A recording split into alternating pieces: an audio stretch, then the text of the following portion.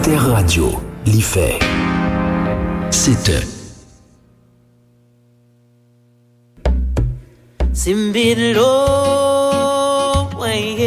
Bonjour, ici Malou Boboir sur Alter Radio. Alter Radio, l'idée frais.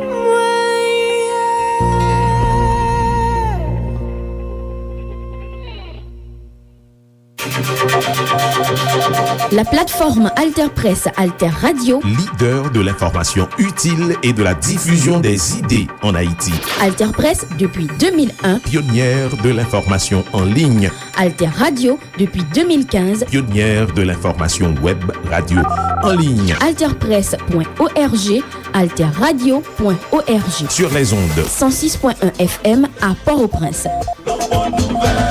La plateforme Alter Press Alter Radio pour l'émergence d'une population bien informée. Bien informée. La plateforme Alter Press Alter Radio, leader de l'information utile et de la diffusion des idées en Haïti.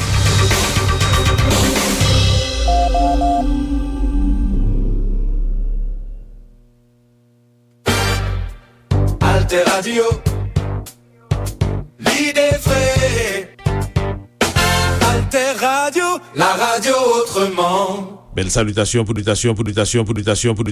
toutes cap côté Alter Radio sous 106.1 FM, alterradio.org avec diverses plateformes internet. Je nous connais une grosse crise pété dans la région Caraïbes avec Amérique latine après opération militaire États-Unis contre Venezuela dans la nuit 2 ouvert 3 janvier 2026. Le président américain Donald Trump fait connaître li te mené une opération militaire totale contre Venezuela côté li déclaré que force américaine ont arrêté président Nicolas Maduro avec Madame Lee, Cilia Flores.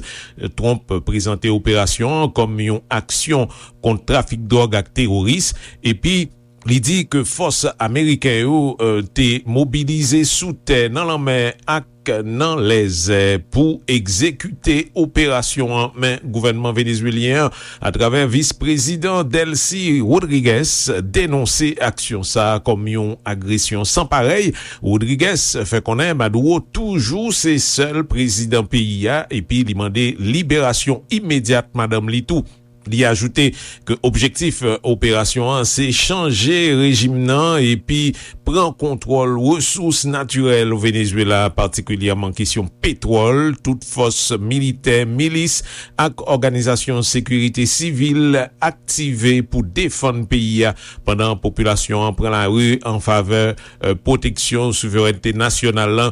C'est ça, vice-présidente Delcy Rodriguez au Venezuela déclaré réaction internationale yo ap vini yon après l'autre dans Caraïbes avec Amérique latine, pays tant que Mexique, Cuba, Brésil, Colombie et CARICOM exprimé préoccupation yo et puis yo mandé respect droit international là ensemble avec souveraineté Venezuela. Dans l'autre partie dans le monde, la Russie, la Chine avec l'Afrique du Sud condamné opération et demandé libération président et encourager dialogue politique. Alter Radio. Bienvenue à nouveau. Nous sommes rejoints par le professeur Jeffrey Sachs pour discuter de l'attaque des États-Unis contre le Venezuela et de l'enlèvement de son président Maduro. Merci beaucoup d'être revenu dans l'émission. Événement dramatique. Oui, c'est assez spectaculaire. Et cela, bien sûr, était une véritable attaque non provoquée, une attaque illégale également. Mais la capture, ou arrestation, comme les médias l'appellent parfois, du président du Venezuela a aussi été très spectaculaire. Comment évaluez-vous la situation et quels sont les objectifs des États-Unis dans cette affaire?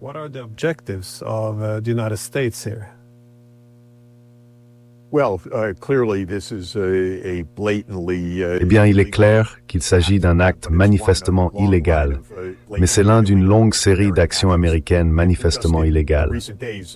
Et ces derniers jours, Trump a menacé un nouveau pays chaque jour.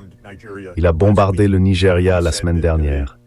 Il a déclaré que les États-Unis interviendraient en Iran si le gouvernement agissait contre les manifestants d'une manière que Trump n'approuve pas.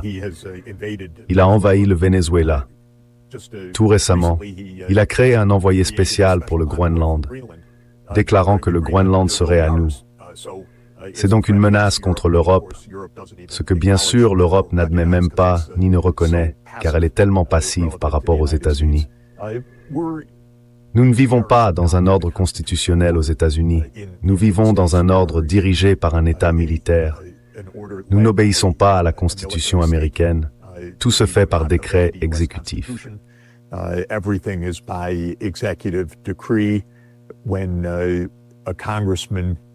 Lorsqu'un membre du Congrès a osé mentionner la Constitution des États-Unis aujourd'hui, Trump a déclaré « De quoi se plaint-il ?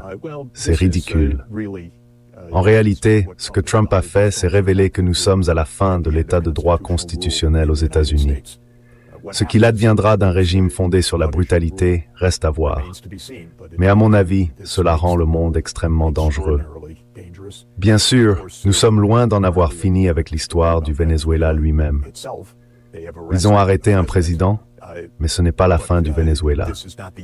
Toute l'histoire des opérations de changement de régime menées par les États-Unis, probablement une centaine depuis la fin de la Seconde Guerre mondiale, est un enchaînement de violences et de bains de sang, la création délibérée d'instabilité, de coups d'État, d'assassinats, de guerres civiles. Nous ne savons donc pas ce qui viendra ensuite, mais nous savons qu'il y a eu de la brutalité. But we know that there's been thuggery. It's also interesting, though it's C'est également intéressant, même si je n'ai peut-être pas de décompte précis, mais je n'ai remarqué aucun média grand public aux États-Unis soulever la moindre question à ce sujet. Le New York Times, le soi-disant journal de référence, n'a pas une seule fois, ces dernières semaines, déclaré « Oh, ce ne serait pas une bonne idée d'attaquer ouvertement ». Le comité éditorial est resté complètement silencieux. Autant que je puisse en juger, il le demeure. Notre Congrès est moribond. Il n'existe pas en réalité dans un sens opérationnel. Je trouve donc tout cela très dramatique et extrêmement inquiétant, même si je me hâte de répéter que nous ne sommes en aucun cas à la fin de l'histoire de ce qui se déroulera au Venezuela même. Il y a un gouvernement en place, il y a une armée, il y a une partie de la société mobilisée.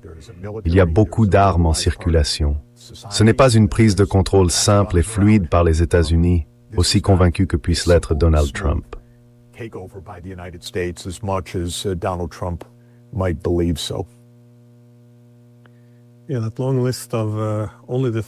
Oui, cette longue liste de menaces proférées au cours des dernières semaines est tout à fait extraordinaire.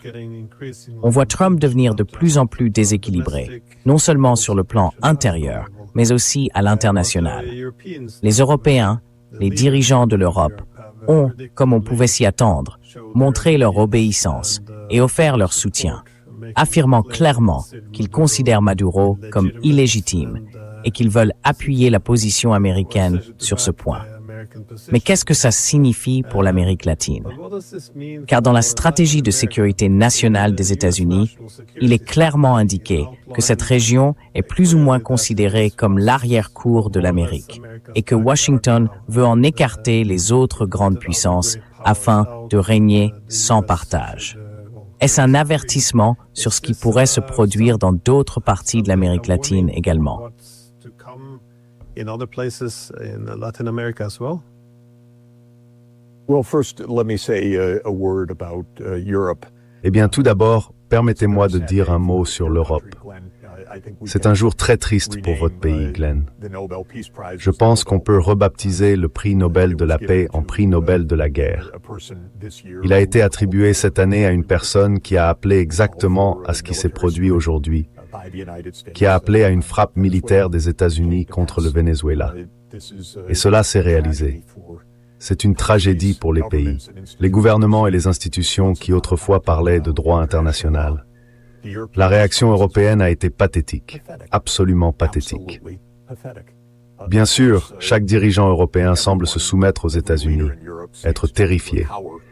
Les déclarations les plus fortes ont été « Nous espérons que la situation retrouvera bientôt sa stabilité » et non une quelconque indignation face à une attaque effrontée, une attaque contre l'ordre international. contre la Charte des Nations Unies, contre la paix elle-même.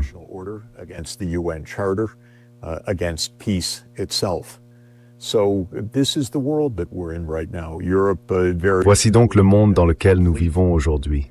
L'Europe oscille entre une vassalisation complète et une soumission aux États-Unis, ou bien son propre bellicisme lorsqu'il s'agit de la Russie.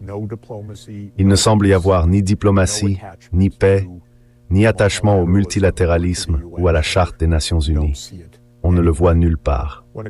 En ce qui concerne l'Amérique latine, bien sûr, Trump a déclaré ouvertement que les États-Unis dominent l'hémisphère occidental, qu'ils en dicteront les règles. Il a dit aujourd'hui, je n'ai pas la citation exacte car je suis à l'autre bout du monde, mais j'ai vu une dépêche indiquant que Trump a déclaré « Eh bien, le pétrole est à nous ». C'est une mainmise sur le pétrole vénézuélien. Il a ajouté que nos entreprises retourneraient faire des affaires au Venezuela.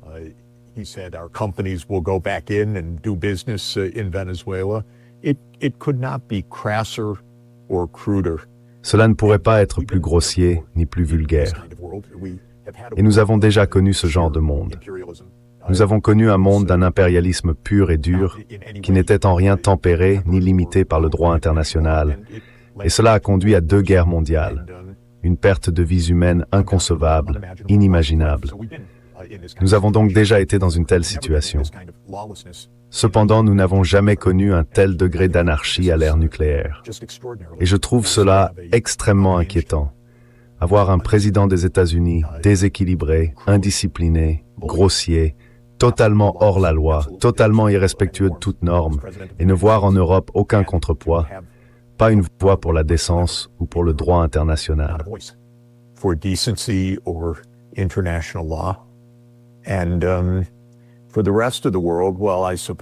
Et pour le reste du monde, eh bien, je suppose que la Russie et la Chine observent. Elles ont déclaré qu'il s'agissait évidemment d'une violation grossière. Elles n'ont pas l'intention d'intervenir dans l'hémisphère occidental. Mais ce qui s'est passé n'est qu'une étape de plus dans le démantèlement complet des institutions et des leçons que nous pensions avoir tirées des Premières et Secondes Guerres mondiales et que nous avions intégrées, aussi fragilement soit-il, dans le système des Nations Unies et dans le droit international. Cela n'existe presque plus. L'ONU se trouve aujourd'hui dans la même situation que la Société des Nations à la fin des années 1930 et au début des années 1940. Elle est, pour l'essentiel, inutile à présent. Et je suis désolé de le dire, car je travaille pour et avec l'ONU depuis 25 ans. Mais les États-Unis s'en sont désolidarisés et cherchent délibérément à la détruire. Et alors qu'on espérait que le reste du monde se mobiliserait pour la défendre, on constate que l'Europe reste silencieuse.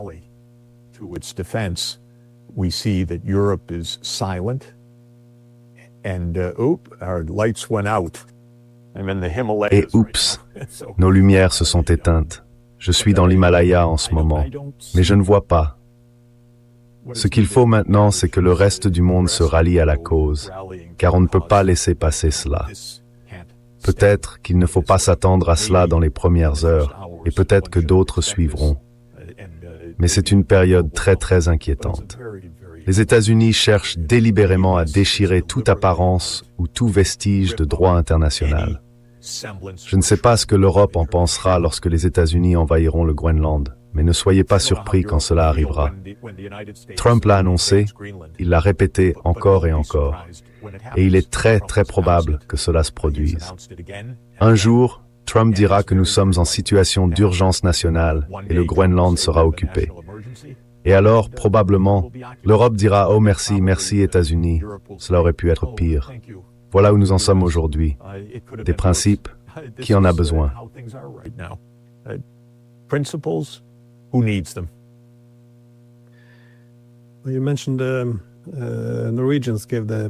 Tu as mentionné que les Norvégiens ont décerné le prix de la paix à Machado. Et je vois déjà que Fox News l'a présenté comme la successeur logique. Maintenant, après la chute de Maduro, c'est ainsi qu'il cadre la situation. Mais bien sûr, tout cela visait dans une large mesure à donner, je pense, une légitimité à l'invasion, étant donné qu'elle l'a soutenue. Cela s'est aussi accompagné, bien sûr, d'autres justifications. On nous a parlé de narcoterrorisme. On nous dit que le Hamas, le Hezbollah, l'Iran, la Russie, la Chine, tous ces acteurs opèrent au Venezuela, quoi que cela veuille dire, ce qui, soi-disant, rendrait l'intervention légitime.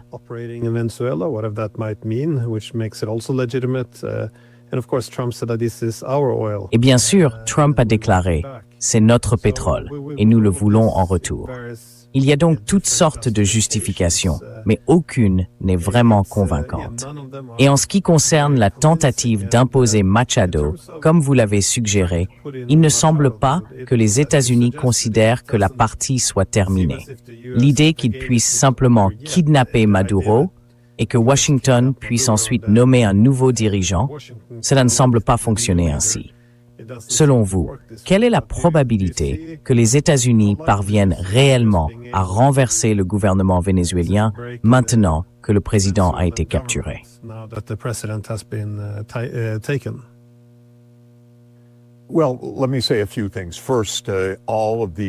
Eh bien, laissez-moi dire quelques mots. Tout d'abord, toutes les explications qui ont été données ne sont que du blabla. Autrement dit, ce sont les plaisanteries ou les improvisations que les États-Unis choisissent d'utiliser à un moment donné. Les États-Unis essayent de renverser le gouvernement du Venezuela depuis 23 ans. Ils ont tenté un coup d'État contre le prédécesseur de Maduro, Hugo Chavez. Ils ont déclaré que les États-Unis étaient l'ennemi, que le Venezuela était l'ennemi des États-Unis, pour le dire plus clairement, parce qu'il s'agit d'un régime de gauche qui estime que les ressources du Venezuela appartiennent au Venezuela et que le pays n'a pas à suivre les dictats américains qui contrôlent le pétrole et qui perçoit les revenus et ainsi de suite.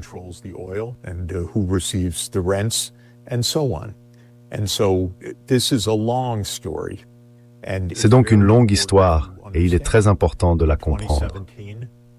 En 2017, lors de la première année de Trump à la Maison-Blanche, il a déclaré, lors d'un dîner avec des dirigeants d'Amérique latine, « Pourquoi ne pas simplement envahir le Venezuela ?»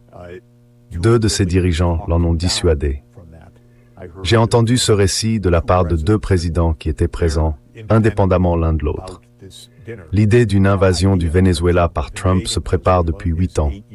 Le principal partisan de cette invasion était le sénateur Marco Rubio, aujourd'hui secrétaire d'État Marco Rubio, et il y a eu aujourd'hui en Floride des célébrations de la part d'expatriés vénézuéliens et d'autres personnes saluant l'action des États-Unis.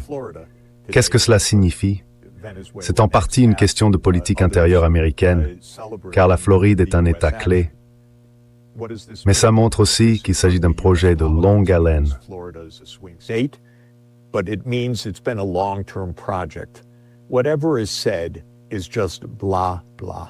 Tout ce qui est dit n'est que du blabla.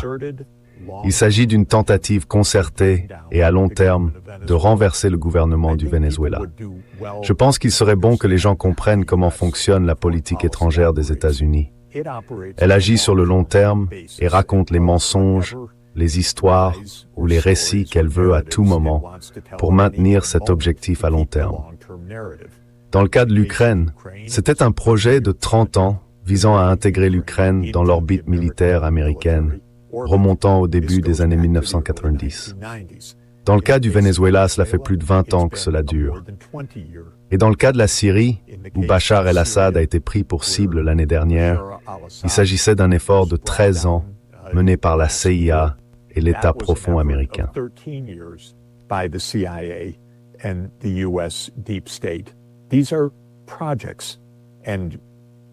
Ce sont des projets.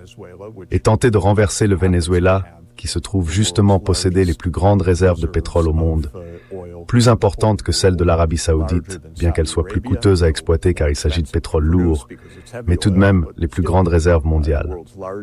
Eh bien, c'est un projet des États-Unis. Trump est particulièrement brutal. L'effondrement de l'ordre constitutionnel américain est très avancé. Je dirais que, si l'on pense à l'histoire romaine, du passage de la République romaine à l'Empire romain, généralement daté de 27 avant Georges lorsque Auguste devient prince, nous en sommes quelque part sous le règne de Tibère. En d'autres termes, les États-Unis ont cessé d'être un ordre constitutionnel il y a 10, 20 ou 30 ans. Mais nous en conservons les apparences, tout comme les Romains ont conservé les apparences du Sénat.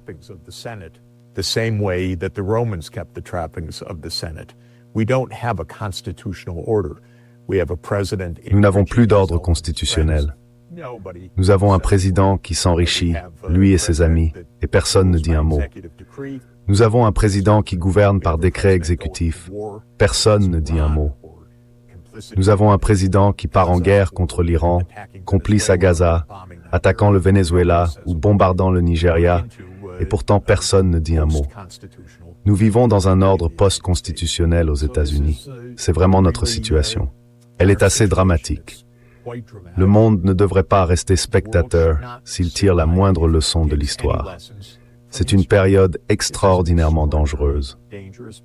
La raison pour laquelle nous avons créé le droit international et la Cour internationale de justice n'était pas pour que les États-Unis les sanctionnent, les menacent et les malmènent, mais pour éviter l'anéantissement mondial dans une troisième guerre mondiale, cette fois à l'ère nucléaire. Nous nous en rapprochons à chaque instant où nous déchirons la Charte des Nations Unies.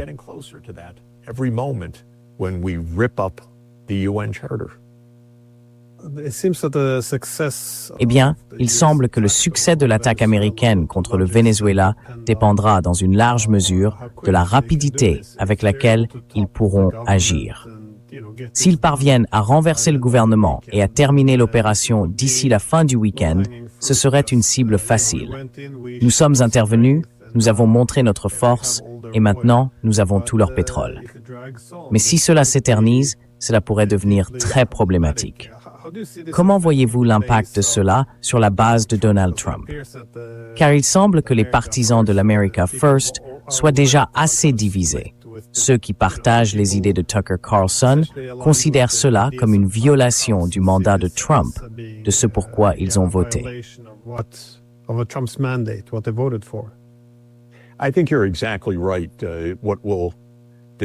Je pense que vous avez tout à fait raison. Ce qui déterminera le verdict, c'est ce qui se passera dans les jours, les semaines et les mois à venir. Mon intuition à ce sujet, et je souligne qu'il s'agit bien d'une intuition, c'est que rien ne se déroulera sans heurts. Nous avons une longue histoire d'opérations de changement de régime. Parfois, elles réussissent. Celle-ci n'a même pas encore réussi. Il s'agit d'une décapitation du président et de son épouse, pas du régime. Et il est en réalité difficile de voir comment cela va évoluer. Mais il est possible que d'autres événements se produisent. Je suis sûr qu'il existe des plans et des idées. Cependant, l'histoire de ce type d'opération montre qu'elles sont suivies de longues périodes de troubles, de coups d'État, d'instabilité, d'insurrection, de guerre civile. Et je pense que c'est très probablement ce qui se produira au Venezuela.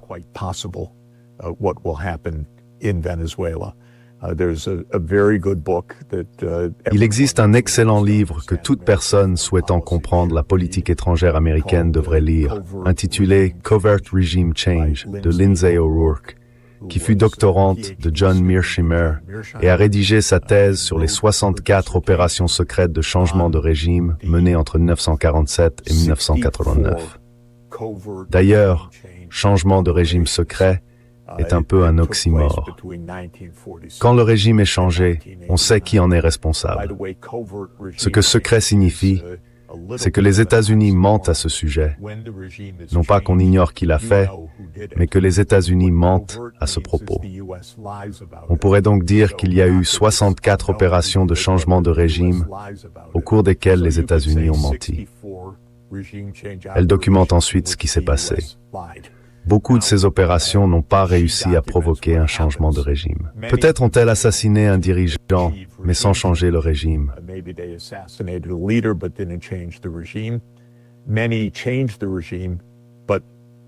Beaucoup ont changé de régime, mais parmi ceux qui l'ont fait, la plupart ont sombré dans une instabilité prolongée. Il existe très peu de cas où l'objectif politique des États-Unis a réellement été atteint par ce qui s'est passé. Même si l'on ne considère pas cet objectif politique comme légitime, il suffit de poser la question, les États-Unis ont-ils atteint leur but?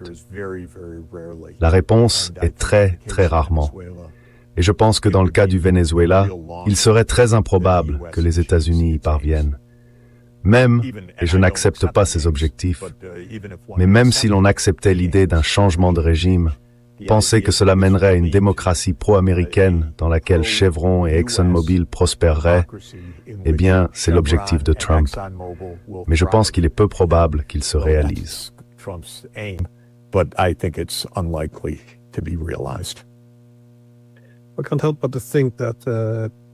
Je ne peux pas m'empêcher de penser qu'une partie du problème vient du fait que les États-Unis ne peuvent plus vraiment rivaliser avec la Chine.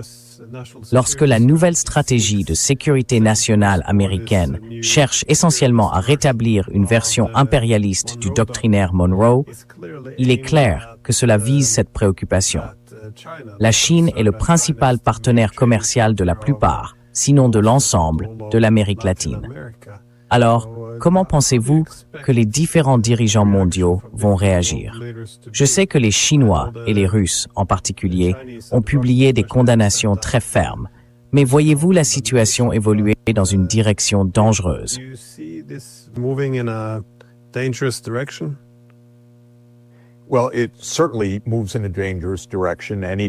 Eh bien, cela évolue certainement dans une direction dangereuse.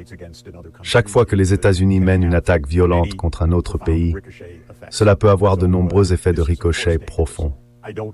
C'est donc, bien sûr, dangereux.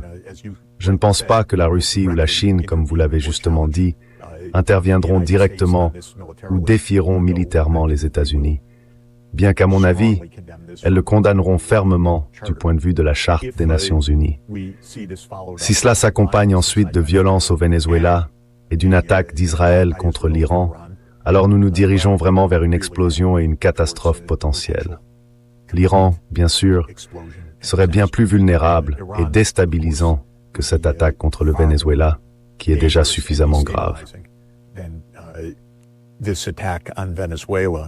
Which is bad enough. But if Israel now takes this, mais si Israël prend maintenant cela, et je pense que c'est très probable, comme un signal pour attaquer l'Iran, je crois que nous nous dirigeons vers toutes sortes de conséquences très très graves et imprévisibles. L'Iran n'est pas une cible facile, et le Venezuela ne le sera peut-être pas non plus. Mais l'Iran est bien plus puissant et capable d'infliger beaucoup plus de dégâts, et il a des alliés qui peuvent en infliger encore davantage. C'est donc extrêmement dangereux. Ce genre de brutalité a un effet de contagion, une absence totale de respect du droit de la part des États-Unis, la mise en pièces de la Charte des Nations Unies par les États-Unis. Cela ne conduit pas à de bons résultats, à moins que le reste du monde ne comprenne à quel point c'est dangereux. Et pour l'instant, nous ne voyons pas cette prise de conscience collective du reste du monde.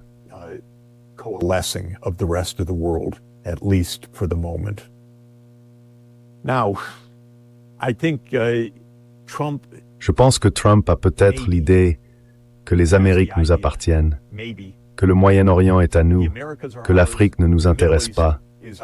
L'Ukraine, eh bien, c'est à la Russie. Ce n'est même pas ainsi que la Russie la voit, mais c'est peut-être ainsi que Trump l'aperçoit. Et il se dit peut-être, très bien, je vais faire ce que je veux dans les régions qui m'intéressent, c'est-à-dire le Moyen-Orient et les Amériques, et je vais m'en tirer. Je vais imposer ma volonté, et si les autres font ce qu'ils veulent, cela me va. En d'autres termes, l'anarchie partout. C'est probablement ainsi que Trump interprète les choses. Cela n'annonce rien de bon pour une paix véritable et raisonnable dans le monde, mais c'est peut-être la façon dont Trump voit cette question.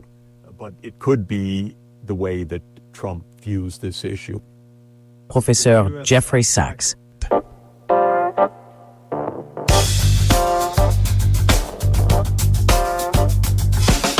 Alter Radio depuis Port-au-Prince, Haïti.